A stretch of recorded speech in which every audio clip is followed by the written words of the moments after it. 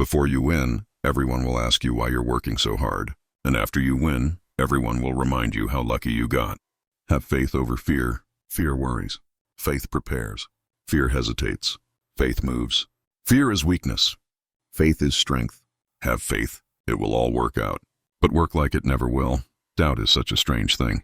I mean, there'll be times where you succeed and there are times that you fail. So wasting your time doubting whether you're going to be successful or not is pointless. It is, you just put one foot in front of the other.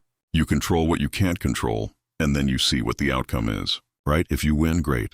You're going to have to wake up the next day and do the journey over again. If you lose, it sucks. But you're going to have to wake up the next day and do the journey all over again anyway. What's the difference between the guys who are elite and the guys that are world champions? World champions that are prepared to do the most boring work with the least amount of complaining. If you do what you say that you want to achieve, which is become better in whatever it is that you are, even becoming better as a parent, friend, whatever, as you become more advanced, there will be fewer and fewer people that can give you advice about what you're going to come up against. Here's the thing. I think we do get the blessing of being tested, but I think the tests start small. And I think if you fail on the small tests, you don't even get to the big tests. If the small tests make you depressed, make you think, oh, it's not working, and make you give up on your dreams and you sort of become a victim, it's harder for me. It's easy for them. And you just end up sort of stagnant. Then you don't get to the bigger tests. I think the bigger tests came for me in life because the little tests I was plowing through them. Winning isn't once what I thought it was. I found it to be much more complex than our traditional definitions of success. What I found is that winning doesn't happen on show day. It happens in those early mornings, painful workouts, long cardio sessions, and hungry nights. Happens in those moments of fear we all have when faced with a difficult goal. And in more so, but you make up that fear. It happens in every second of every day before you win. If you can take every opportunity you have to bring yourself closer to your goal, win every one of those opportunities, all while becoming more resilient in the process, how can you lose? That is an exciting opportunity, an exciting responsibility to find out what you're truly capable of. Difficulties in life is nothing that stops you because it is so heartbreaking because it goes so deep. It carries the potential for the highest transformation. It doesn't matter if you feel overwhelmed, like it doesn't matter if you're frustrated. It doesn't matter if you're mad. It doesn't matter if you're bitter. It doesn't matter if you don't feel like it. It doesn't matter. Those things do not matter. It doesn't matter if your friends don't believe in you. It doesn't matter if your parents don't believe in you. These things do not matter. How you feel does not matter in the equation of building a life. Okay? What you do matters, and that is it. Most people don't fail because they're not good enough. They fail because they never go all in. They stay in the life they were handed instead of building the life they actually want. When you ask for strength, you're not going to be given strength. You're going to be given an opportunity to be strong. So when you want to change your mindset, when you want to become more mentally strong, when you want to become more disciplined, you're not just going to be granted superpowers that allows you to endure and allows you to do the things that you don't want to do. Instead, you're going to be given pain to feel. You're going to be given something to endure. You're going to be given mountains to climb, things you don't want to do that you must now do because you want to be disciplined. You're going to be given a test and it's up to you to pass it. And once you do pass it, you're going to be given another test and another one and another one. And the more that you lean into that mindset, the more it becomes part of you. When you want your muscles to be stronger, it is not ask and you shall receive. It is ask and you shall get your ass in the gym and start lifting weights. Start feeling that pain and you will earn strength. If you want to develop a certain trait, you have to do the things that require it. A friendly reminder that in 3 generations, everyone who knew us will be dead, including the people whose opinions stopped you from doing what you wanted all along. Imagine that someone you know achieves every dream and hits every goal they have. Years later, they get old and die. 2 years after that, how much do you care about as much as everyone else will if you accomplish your goals and dreams? Do it for you. This is so simple. I don't want you to miss it. Most people don't lead their life, they accept their life. And when you accept your life, you are living on things that are not worthy of your time and effort and energy. He said, recently I visited Alcatraz prison. Once it housed the most hardened of criminal. Today it's open for tours under the direction of the United States Parks Department. Many men have tried to escape Alcatraz, but no one is known to have succeeded. As I listened to the tour guide explain the impossibility of escape, I thought of other prisons equally as confining as Alcatraz, but where the doors are never locked, no guards walk the walls. Escape is encouraged and in fact possible. And he said that prison is habit. You want to really be consciously aware of what you're doing. Is it a habitual thing you're doing every day? Is that what's controlling your life, your destiny? Or are you choosing and going in the direction of your dreams? He said our habit of thinking about our cell and our environment is either a jail or a paradise. We just have to look around us to see people who are rich emotionally and materially because they think and feel rich. We also see people who are laden with emotional and material debt because they think lack. Some are inspired with vision. Others, unfortunately, are encumbered by doubt. Some are moved by ambition. Others are paralyzed by fear. Some feel free to change. Others feel safer in monotony. You don't get rid of self-doubt through the same means by which you learned it, and that is in the head. Self-doubt is purely a head-created phenomenon. You were taught it, and you do it to yourself. The fastest Band-Aid ripped-off lemonade to fixing this terrible situation is to do the thing you're afraid to do. Do it. It's about doing it. Courage. You've got courage is what you will experience and what you will grow when the doubt is there, but you do it anyway. So your problem isn't doubt. Your problem is courage. Doubt is going to be there, but doubt gets out of the way when you express courage. What is the difference between winners and losers? The difference between winners and losers is that prior to every event, upcoming event, losers think of the last time they went into an experience like this, and it didn't work out. They think of their previous failures. They vividly imagine and think about how embarrassed, humiliated, unsuccessful, how badly they felt. And the losers relive and recall failure and poor performance. The winners insist upon reliving and recalling excellence and success. So you can tell if you're destined to be a winner or a loser simply by looking at what you think about in each coming event. And if you just make the decision right now to think about what you desire, ask yourself, am I thinking about what I want to happen, or am I thinking about what I'm afraid will happen? Remember, the natural tendency is to think about what you're afraid of, not what you desire. So force your mind using the law of substitution. Take your mind off of what you fear and refuse to entertain it. What happened to you is not going to change. You can only determine what is going to be the consequence of what comes to you. What is going to be the con? How will you transform it? Will you let it stuck inside of you and it slowly eats you up from the inside? Or do you make something different about it? And this is based on the thoughts on the mental redirectioning of yourself. The biggest trophy that I ever got in my entire life was me, was really figuring out me. I realized that. I realized it's not about money. It's not about fame. It's not about being accepted by your peers and everybody else. It's about figuring out who I am and being happy with who the I am. Aren't you sick of getting on Instagram and seeing someone else putting in the work that you should be doing? You can watch someone else all day long, but don't you think life would actually change if you were running the miles or starting the business? You've got to stop just being a consumer of greatness and start producing it. Because an extraordinary life doesn't happen by accident and no one's going to make it happen for you. Please do not fall for the chosen one complex because the only person that's going to save you from a life of standing still is you.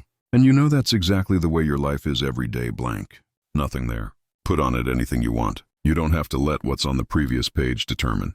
You don't have to let what somebody tells you is coming determined. You can put anything on it you want. You got a clear sheet. Every one of us has. Now grasp that. We can start over right now. Build the image. Doubt is like it's burned off by courage.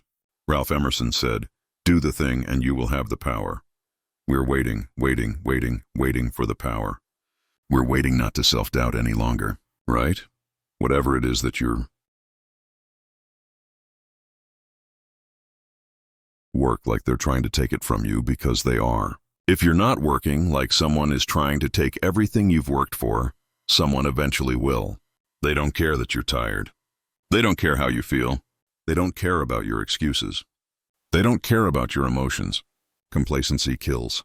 You quit. Why is that, sir? Well, I gave it everything I had, but there's always going to be someone better out there. Everyone has limits, and in the end, I ran straight into mine.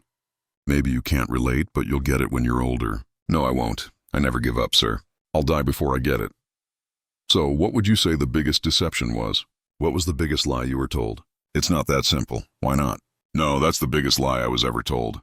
It's not that simple. And it's a lie they tell you over and over again. What's not simple? Any of it. All it to get you to give up. They say it's not that simple. Then so what's the truth? There it is. And if you just do the thing that they tell you you can't, then it's done. And you realize it is that simple. What are you afraid of, Eric? Not afraid of it. No, you're afraid of something, and it's stopping it. Stopping from what? From becoming what we all know you're capable of being. What I'm capable of. What I'm capable of. You know, Mr. Finger, I'm always hearing that. What I'm capable of. I took the SATs last year, remember? I blew though, you know. Maybe I'm just not meant to be in college. Maybe you're someone who gives up too easily. Or would it be, Mr. Matthews? Who are you? You're always afraid to take the first step because all you see is every negative thing 10 miles down the road. But you can do anything you want. You are bound by nothing. What are you passionate about? Another moment of life. Our lives, what we create, are made from the decisions we make on the moment basis. Champions were never open up and born into success. They're created. They're mature. Those struggle have been whether through that effort of hard work and dedication and sacrifice to achieve that championship status. It's these moments, these decisions we make on a daily basis. Do we get up early and go for a run? Do we hit the snooze button? Do we go that extra rec in the gym and our body's dying? We push past that. All these little things are the inches that have to be the measure of difference between first place and for forgotten second place. Huge margins. But if you look about your day and all these little moments of life, all these little opportunities are in your wheelhouse, you create them. And later in life, when you're crying because you came up short, stop being so selfish. Look back on your day because, it's put it under a microscope and have responsibility for your actions. Those inches you needed to be number one then, which now in the past are around us every single day. It's not a bad break. It's not the ref making a bad call. It's that you get up that day and do those little tiny things. The little details. Little nuggets of life. That's what adds up to be the difference. If you have a dream, if you have a goal in life that you want to accomplish, I can tell you hard work, dedication, determination, but always have that dream. You continue to have that vision because when you continue to propel forward, you will see accomplishments. Take small steps and sooner or later they will continue to grow and grow and grow into bigger accomplishments. Believe in yourself. Stay strong. Stay focused. No matter what, the bad times don't last forever. If someone tells you you can, you prove to them that you can. If someone fires you from a job, you say, you know what? When one door closes, another door opens. Always believe in yourself. Don't try to be like anyone else. Live your dreams, live your thoughts, and live your ideas to the fullest. And always believe that no matter what happens in your life, it's for a greater purpose. Rise, young warrior. You must get up. Your journey is not over. I can't fight him. He has all my weapons. I have nothing. When you began your journey, you were determined. Nothing could stop you. And now that you are so close, are you willing to give up so easily? It was easier at the beginning. Beginnings are often easier, but think of all that you have accomplished along your journey. What's the point of fighting my way up the mountain when someone else is just going to come up the easy way? There is always going to be someone who does things the easy way. But that should not stop you from doing things the right way. It is your journey, young warrior. Only you decide when it ends. I just don't think I can do this. I'm never going to find a home. You know, sometimes your mind plays tricks on you. They can tell you you're no good, that it's all hopeless. But I have discovered this. You are loved and important, and you bring to this world things that no one else can. So hold on. The best things in life are obvious. They don't need a plan, perfect timing, or anyone's approval. They come from a feeling you can't ignore. You don't have to overthink it or force it. The work feels weightless. The risk feels small, and the hours you spend disappear. That's how you know it's yours. It doesn't fight you. It finds you. So lean into that thing because that's where the magic is. If you can for the rest of your life live inside of yourself, all these insecure people putting their insecurities on you, you gotta flush it out. You gotta just be whoever the hell God or whoever the hell you believe in. If you believe in nothing but yourself, I don't care what it is. You gotta take everything and throw it away. You have to believe in one thing, and that is yourself. Imagine that you were taking care of yourself like you were someone you actually cared for. And then you thought, okay, I'm caring for this person. I would like things to go as well for them as possible. What would their life have to be like in order for that to be the case? 3 years from now, you can have what you need. You got to be careful about it. You can't have everything. You can have what would be good for you, but you have to figure out what it is. And then you have to aim at it. Right now, for you to find greatness in yourself, you're not going to find it by looking in a book or by even hearing me. I may give you the spark, but you've got to go inside yourself to find it. We're all walking around managing perfect dysfunction. Let's just say that there is no perfect Pursuing perfect is a false pursuit that will always leave you disappointed, right? And so our job is to perfectly dance with our imperfection. One of the things that's really important to make familiar is praise. And one of the things to make unfamiliar is criticism. But if you can get through to doing things that you hate to do, on the other side is greatness. Your life belongs to those people who are going to cross the path. And because they cross your path, not anybody else's, but because they cross your path, you inspired them to want to be a better person. You inspired them to want to express love in the way that they hadn't thought before. You inspired them to listen with open ears in the open park because they crossed your path dark room. You face yourself. You realize you want to be better. You realize you don't want to be this weak, insecure person in the world who has all these problems that we all have. We all have. So that's where I do remiss. The major cause of depression are harsh, hurtful, critical words that you say to yourself over and over again. First one is clarity. Clarity, meaning solitude, is a wonderful time for self-reflection, to self-reflect, to go inside when you're going very fast and you're driving your life very fast. You don't often have time to just say, am I going in the right direction? And so clarity can come from the power of questions. Questions give you answers, and if you ask the right questions, you'll get the right answers. But a huge part of the reason that people fail is because they don't ever set up the criteria for success. And so since success is a very narrow line and very unlikely, the probability that you're going to stumble on it randomly is 0. And so there's a proposition here. And the proposition is, if you actually want something, you can have it. Now the question then would be, well, what do you mean by actually want? And the answer is that you reorient your life in every possible way to make the probability that that will occur as certain as possible. You don't get to come in and leave without being responsible for those that you impact.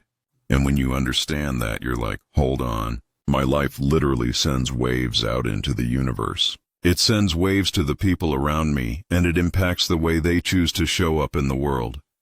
When you recognize that, then the question becomes, so what are you sending us? It's so easy, you know. I mean, to be great nowadays, most people are weak. This is a softened generation. So if you have any mental toughness, any ability, do you have any fraction of self-discipline, the ability to not want to do it, but still do it?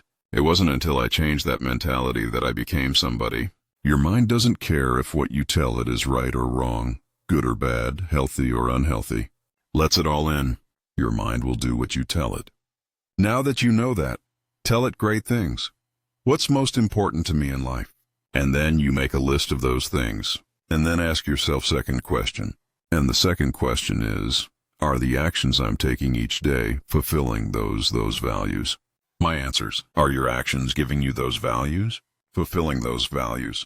So get clarity and journal. Write them down. Check in with yourself. So I have a dream. Okay, fantastic. I have one question. What skills does your dream require you to obtain? I always tell people, stop rehearsing the failure and stop rehearsing it under the guise of, I just want to be ready. I want to have a backup plan. Well, the problem is what you're going through over and over and over is how things are going to go wrong. It is far better for you to put your energy into how to make sure that they go right. Then you're rehearsing over and over and over. You don't just think about the 1,000 ways that a building could fall. You think about structural integrity. You think about how do you build that in? Where do the posts have to be? That's the thing you rewire over and over. So get to the spot where your mind is saying stop. Wherever that is, you got to get there first. You got to control yourself in that moment. This is my dream and not be ashamed by it. Because whatever your dream is, like that's your dream. Don't let somebody else take that away from you. You tend to think that what you want, you just march right towards it. But if in sports you march right towards the goal, what happens? The defenders come in. And what the defenders are is it's your brain saying ain't going to happen. So the second you start moving toward that thing you want, be ready. You're going to tell yourself you don't feel like it. You're going to have to force yourself. It's happening. There's no way to get around it. And I want to remind you about something. Unlike a sports field where there's an in and out of bounds, the great thing about life is there actually aren't any. And it's usually in those moments where you feel like you can't do it that you're closer than ever to having everything that you wanted.